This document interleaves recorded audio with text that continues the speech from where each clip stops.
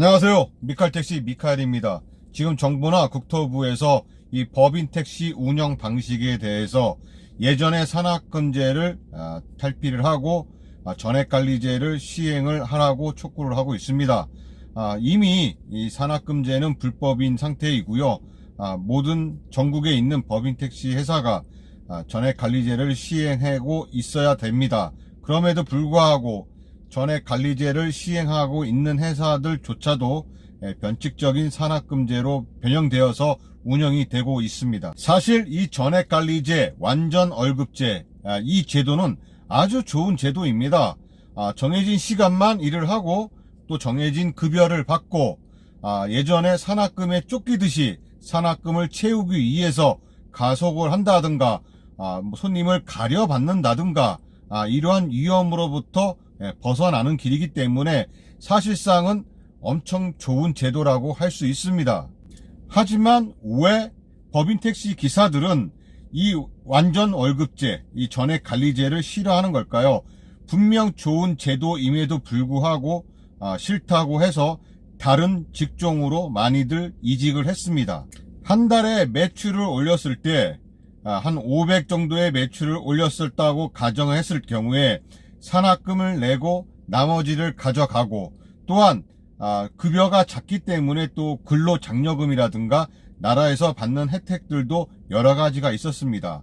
그럼에 전액관리제를 실행하면서 급여가 올라가게 되죠. 최저임금법에 따라서 급여가 190에서 200 정도가 됩니다.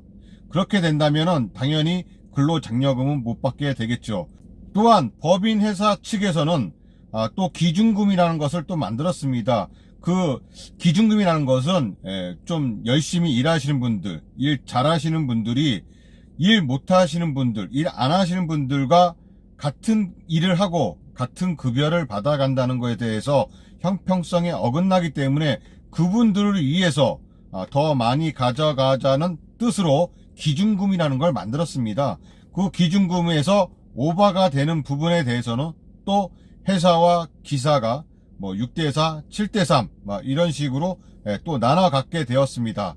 물론 그 기준금을 채우지 못한 기사에게는 가불이라는 급여를 또 가불이라는 명목으로 급여에서 제하거나 아니면은 심할서 같은 것을 작성하게 돼서 결국은 회사를 퇴직하게 만드는 이런 불이익을 줬습니다. 그러다 보니까 이 법인 택시 기사들은 산악금제 일대보다 전액관리제 일대가 오히려 수입이 더 감소가 되었습니다. 그러다 보니 산악금제를 더 선호하게 되었고 회사 측에다가 우리 산악금제로 갑시다 아니면 또 그만두는 기사들도 생기고 그러다 보니 또 회사들은 나가는 기사들을 잡기 위해서 어쩔 수 없이 산악금 형태로 흘러가게 되고 명목상 전액관리제지만 사실상은 산악금제로 돌아가고 있었던 거죠. 현재도 그런 회사들이 엄청나게 많고 대부분일 것이고요. 국토부에서는 계속 전액관리제를 고수를 하고 있습니다. 그 반면에 서울시장 오세훈 시장 같은 경우는 차라리 예전으로 돌아가서 산악금제로 다시 돌아가자, 산악금제를 다시 실행을 하자라고 국토부 장관한테 또 이야기를 하고 있습니다. 시대에 어긋나는 역행하는 거죠. 사실은 이미 법으로 다 만들었는데 그것을 다시 어기자는 그런 취지가 돼버린 겁니다.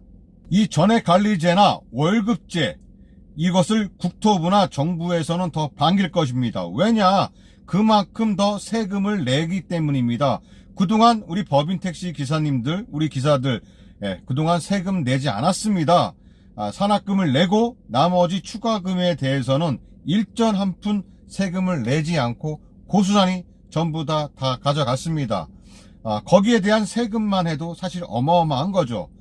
만약에 오세훈 시장의 말처럼 다시 산악금제로 돌아가자고 한다는 것은 우리 기사들의 탈세를 묵인해주자 이런 말과도 같습니다. 그래서 이 산악금제들을 폐지하고 완전 월급제, 전액관리제를 시행을 하려는 이 정부나 국토부를 욕할 수는 없습니다. 비난할 수가 없습니다. 왜냐? 이 전액관리제 완전 월급제를 하자고 시행하자고 얘기를 한 것이 이 법인택시 노조이기 때문입니다. 한국노총, 민주노총, 공공노조, 세종시에서 고공농성까지 펼치면서 고공농성까지 해가면서 집회와 데모 이렇게 해가면서 우리의 뜻을 관철시키기 위해서 엄청나게 그렇게 했습니다.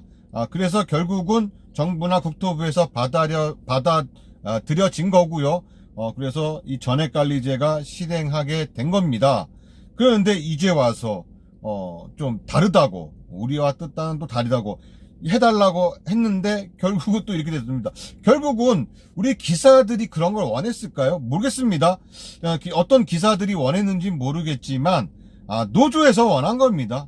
노조에서 결국은 관철시키고 그것을 이겼다고 축배를 들고 축제를 했습니다. 그래서 고공농성에서도 내려오고 세종시에서요. 여러 뉴스나 매체에서 그런 것을 기사화했기 때문에 많은 분들이 아실 거라고 생각합니다.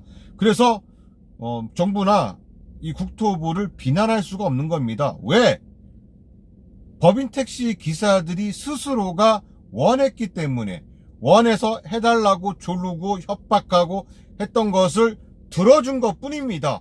그래서 법을 개정시켰습니다. 전액관리제 언제까지 다 해라. 그런데 못한 거죠.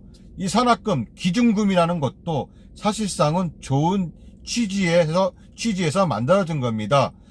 고성과자들, 그런 분들께 더 많이 가져갈 수 있도록 이렇게 만든 제도인데, 어떻게 하다 보니까 또 이렇게 하다 보면 결국은 기사들이 시간만 때우다가 월급만 받아가는 경우도 있습니다.